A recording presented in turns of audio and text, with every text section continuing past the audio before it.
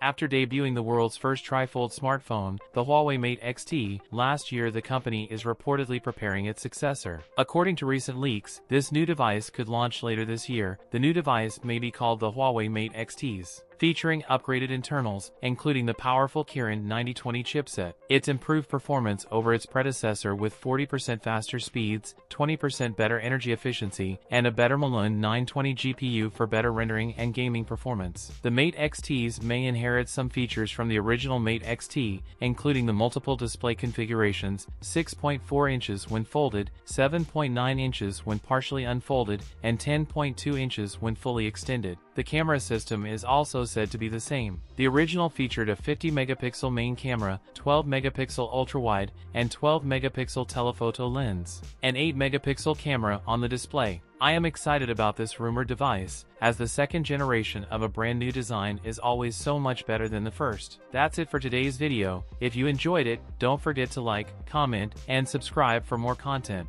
Thanks for watching, and I'll see you in the next one.